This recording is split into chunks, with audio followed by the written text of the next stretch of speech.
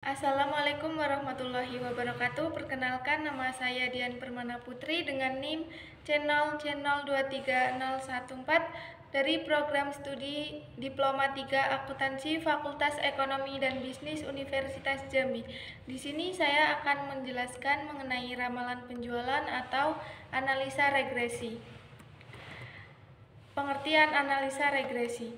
Analisa regresi adalah salah satu analisis yang luas pemakaiannya. Analisis regresi digunakan untuk melakukan prediksi dan ramalan. Analisis regresi juga dapat digunakan untuk memahami variabel-variabel bebas mana saja yang dapat berhubungan dengan variabel terkait, serta untuk mengetahui bentuk hubungan tersebut. Metode regresi terdiri dari 3 macam, yaitu yang pertama regresi linear, yang kedua regresi linear majemuk, dan yang ketiga ada non-linear. Regresi linear adalah teknik analisis data yang memprediksi nilai data yang tidak diketahui dengan menggunakan nilai data yang lain yang terkait dan diketahui.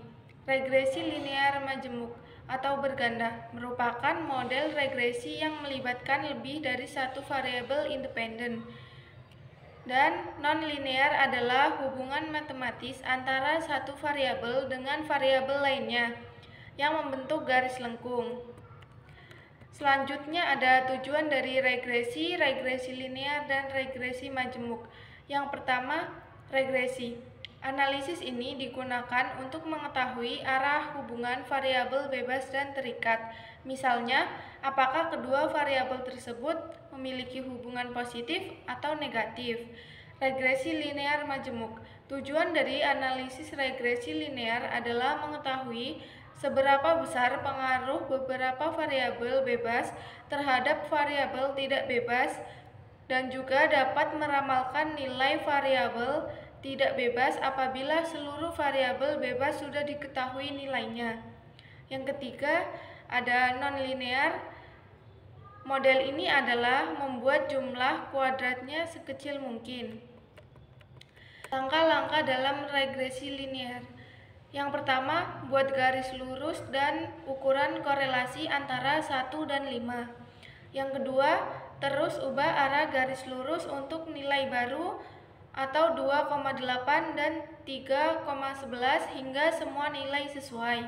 Yang ketiga, identifikasi persamaan regresi linear sebagai Y sama dengan 3 kali X plus 2. Yang keempat, ramalkan atau prediksi bahwa Y adalah 14 ketika X.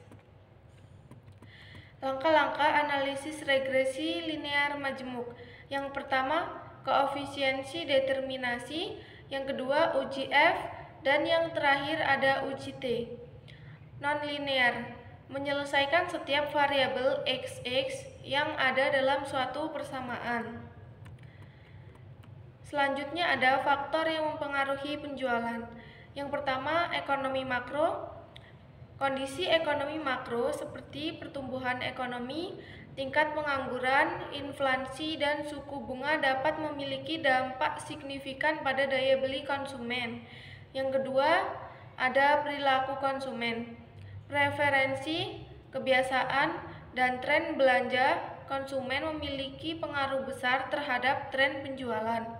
Perubahan dalam gaya hidup, demografi, referensi merek, dan nilai-nilai konsumen dapat memengaruhi permintaan atas produk atau layanan tertentu. Yang ketiga, pemasaran dan promosi. Strategi pemasaran yang efektif termasuk iklan, promosi penjualan, dan aktivitas pemasaran lainnya dapat meningkatkan kesadaran merek, memperluas basis pelanggan, dan mendorong penjualan. Yang keempat ada persaingan. Tingkat persaingan di pasar dapat mempengaruhi penjualan suatu produk atau layanan. Persaingan yang kuat dari pesaing langsung maupun pengganti dapat mengurangi pangsa pasar atau memaksa perusahaan untuk menyesuaikan harga atau strategi pemasaran mereka. Yang kelima ada tren industri. Tren dalam industri tertentu seperti inovasi produk, perubahan teknologi, atau regulasi baru dapat mempengaruhi permintaan konsumen. Yang keenam ada harga dan diskon. Faktor harga termasuk harga produk itu sendiri dan diskon atau promosi yang ditawarkan dapat memiliki dampak signifikan pada keputusan pembelian konsumen. Penawaran harga yang kompetitif atau diskon yang menarik dapat mendorong penjualan. Yang ketujuh ada ketersediaan produk. Ketersediaan produk di pasar termasuk stok, distribusi, dan aksesibilitas juga dapat mempengaruhi tren penjualan.